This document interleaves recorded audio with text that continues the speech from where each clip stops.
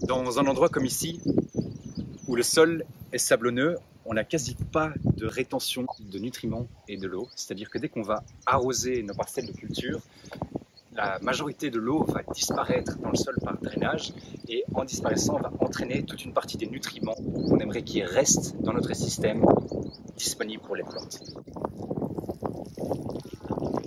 Pour améliorer cette situation, on peut utiliser le biocharbon. Le biocharbon, c'est un amendement à base de charbon de bois qu'on va charger avec du fertilisant liquide.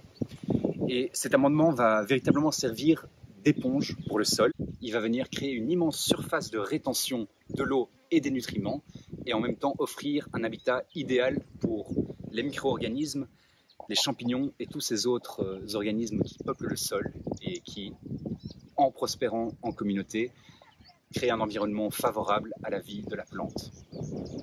Aujourd'hui, on aimerait vous présenter une pratique traditionnelle qui nous vient d'Amazonie pour la fabrication de cet amendement. Pour créer un biosar, il faut créer un environnement sans oxygène avec la présence de la chaleur.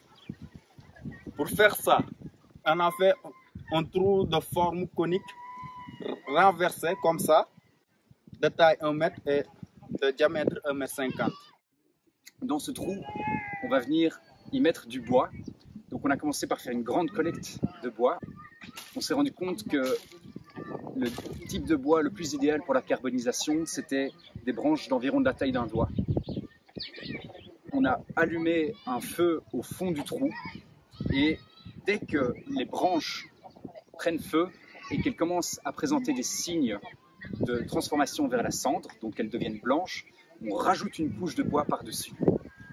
Cette couche de bois va, elle, à son tour, prendre feu et, avec ces flammes, consumer tout l'oxygène et créer un environnement anaérobie, sans oxygène, en dessous, là où la carbonisation va prendre place. Et dès que ce bois a pris feu et commence à changer de couleur, il devient blanche comme la cendre et encore on rajoute une autre couche.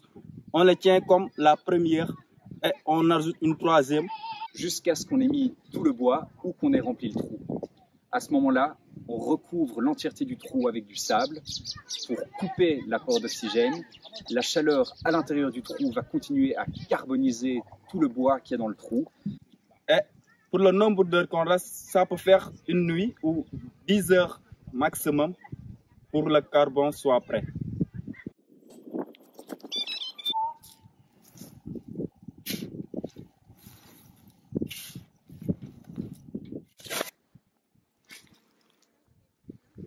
Après avoir extrait le biocharbon de la fosse, on va le piler.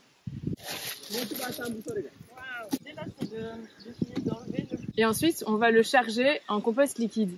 Donc le biocharbon, comme ça, agit comme une éponge. En fait, ça se gorge d'éléments nutritifs. Si on l'ajoute directement au sol comme ça va absorber tous les éléments qui sont déjà présents dans le sol et les rendre moins disponibles à la plante. Donc on préfère le gorger d'autres éléments nutritifs avant de l'appliquer.